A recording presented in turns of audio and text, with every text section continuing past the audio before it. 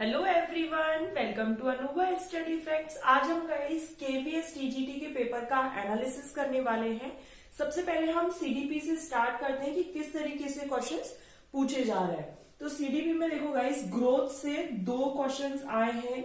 सबसे पहले ये पूछा गया था कि ग्रोथ कैसी है, क्वालिटेटिव क्वांटिटेटिव, इस तरीके से ऑप्शंस थे। और एक ग्रोथ से ये क्वेश्चन था कि ग्रोथ किससे जुड़ी होती है। फिर उसके बाद है डोमेन से क्वेश्चन आया है जिसमें इमोशनल डेवलपमेंट के बारे में बात की गई थी और इसका आपको डोमेन बताना था। फिर है फाइट हार्मोन किसको बोला जाता है, एक प्रश्न ये आया था। अडोलसेंट जो होते हैं, अडोलसेंस जो हैं, उनमें एंजाइटी डिसऑर्डर होने का रीजन क्या होता है, क्यों वो दुश्चिंतित हो जाते हैं। ट्रायल एंड एरर से क्वेश्चन था, वो साइकिलिंग के ऊपर था कि बच्चा बार बार साइकिल चलाना सीख रहा है तो गिरता भी है, तो किस प्रकार का मेथड उसमें काम कर रहा है। डिसेबिलिटी से क्वेश्चन आया था जिसमें हैंडराइटिंग या लिखने से रिलेटेड क्वेश्चन में दिया गया था, तो आपको ये चूज करना था कि बच्चे को कौन सी डिसेबिलिटी है। मॉर्निंग असेंबली क्यों जरूरी है, उसका क्या मोटिव है, इस पर क्वेश्चन आया था। फिर है आरटी एक्ट में एज पूछी गई थी। लीडरशिप इन स्कूल एजुकेशन, ये क्यों जरूरी है और किस प्रकार से ये काम करता है। लीडरशिप पर क्वेश्चन आया था। इंस्टीट्यूशनल प्लानिंग का मोटिव क्या है। देखो गाइस, मोटिव से 2 से 3 क्वेश्चन आए हैं और हमेशा याद रखो गाइस, जब भी इस तरीके से कंसेप्चुअल क्वेश्चन आए तो सेंटर में कौन होगा, हमेशा बच्चा। जब भी हम चाइल्ड डेवलपमेंट पढ़ते हैं तो बच्चे को सेंटर में रखकर आप इन सारे क्वेश्चंस का आंसर देंगे। फिर है minimum age to get admission in formal school, ये वाला क्वेश्चन था। असेसमेंट स्कूल का क्यों जरूरी है। फिर आया था मेंटल हेल्थ। देखो मेंटल हेल्थ यहाँ पे एक एंजाइटी डिसऑर्डर पर आ गया और मेंटल हेल्थ इश्यू जो हो रहे हैं बच्चों में, स्पेशली 11 से 19 साल के बच्चों में, वो क्यों हो रहे हैं, उसका क्या रीजन है। पीडब्ल्यूडी 1995 ये कब इनेक्ट हुआ, इसका क्वेश्चन था। एनसीएफ किस पर फोकस करता है, तो learning without burden. Road memorisation पर करता है या नहीं करता है, इस तरीके से एनसीएफ पर 2 क्वेश्चन आए थे। और ये जो नई एजुकेशन पॉलिसी है, नेशनल एजुकेशन पॉलिसी 2020, तो यहां पर इससे रिलेटेड 2 क्वेश्चंस आए थे। तो अब आप यहां पर देखो समझ सकते हो कि जो कंसेप्चुअल बेस्ड बहुत सारे क्वेश्चन है, 2 से 3 ही आपको दिख रहे होंगे। जैसे पीडब्ल्यूडी वाला आ गया कि भाई ये कब इनेक्ट हुआ था। एक यहाँ पर आरटी एक्ट में बच्चों की एज हो गई, मिनिमम एज हो गई। बाद बाकी सारा जो क्वेश्चन है 40 नंबर की यहाँ पर पेडागोजी आ रही है। पीआरटी में आप सबको पता है 60 मार्क्स की आनी है। तो पीआरटी और अपकमिंग एग्जाम्स, चाहे और टीजीटी हो या पीजीटी हो, उनको ये ध्यान रखना है कि आपके एग्जाम्स में इस तरीके से क्वेश्चंस पूछे जा रहे हैं। कंसेप्चुअल बेस्ड क्वेश्चंस बहुत ज्यादा है, मतलब यहाँ पर आपको कंसेप्ट लगाना पड़ेगा कि इंस्टीट्यूशनल प्लानिंग का भी मोटिव क्या है। मॉर्निंग असेंबली जो सुबह बच्चों को प्रेयर कराई जाती है, उसका मोटिव क्या है। फिर उसके बाद बच्चों में जो मेंटल हेल्थ के इश्यू आ रहे हैं, उनका रीजन क्या है।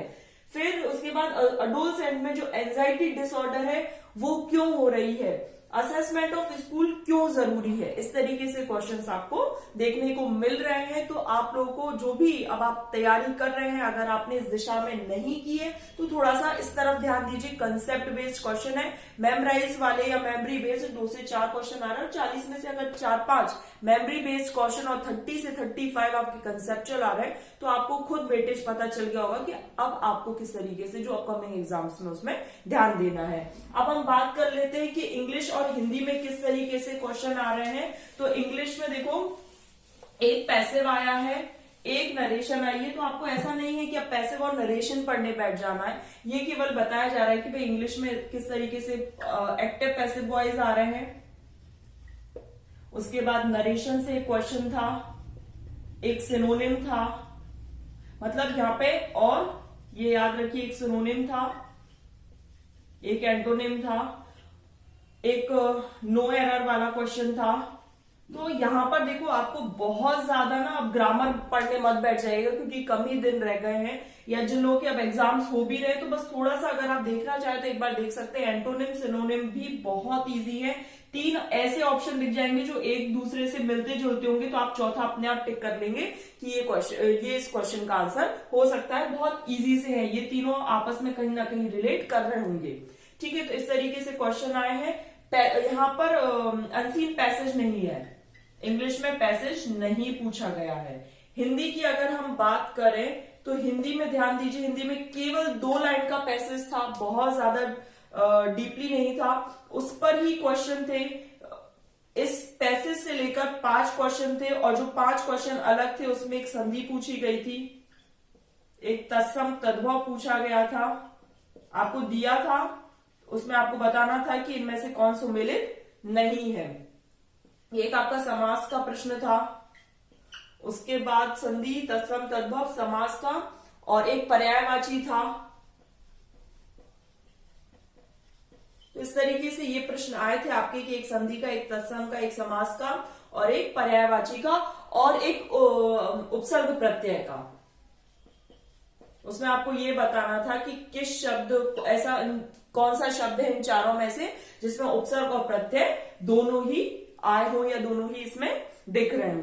तो ये हिंदी और इंग्लिश बहुत कॉमन है, मतलब 10-10 नंबर की आप 16+ इसमें बहुत इजीली ला सकते हैं। और जो चाइल्ड डेवलपमेंट आया है कंसेप्ट बेस्ड है, तो उसमें से भी 40 में से आप आराम से 32+ ला सकते हैं। और आप अच्छी मेहनत कर लेंगे तो 35+ और इवन बहुत से लोगों के 40 भी आ सकते हैं, इसमें कोई बहुत बड़ी बात नहीं है। कंप्यूटर बहुत नॉर्मल आया था, जैसे डेटाबेस वगैरह थोड़ा बताना था, MS वर्ड के बारे में बताना था, DPI का फुल फॉर्म आया था, डॉट्स पर इंच, इस तरीके से आया था। फिर रीजनिंग भी आपकी एक, वो सभी को पता है कि सिटिंग अरेंजमेंट वाली आती है कि ये इस तरीके से बैठे हैं, यहाँ पर ये बैठा है, यहाँ पर ये बैठा है, यहाँ पर ये बैठा है, तो इसके बगल में ये कौन है, इस तरीके से बताना है। एक रिलेशन वाला आया था, रिलेशन वाला इसमें ऐसे कर दिया था M+N, तो ये इसकी बहन वाला रिश्ता हो गया, M×N तो ये माता वाला रिश्ता हो गया, इस तरीके से आया था। फिर आपको PQRS इस तरीके से पूछे गए थे, तो वो आपको बताना था कि इसका संबंध किससे। तो रीजनिंग का बहुत ज्यादा, रीजनिंग में भी एज सच कोई बहुत ज्यादा टफ नहीं था, आप नॉर्मल कर सकते हैं।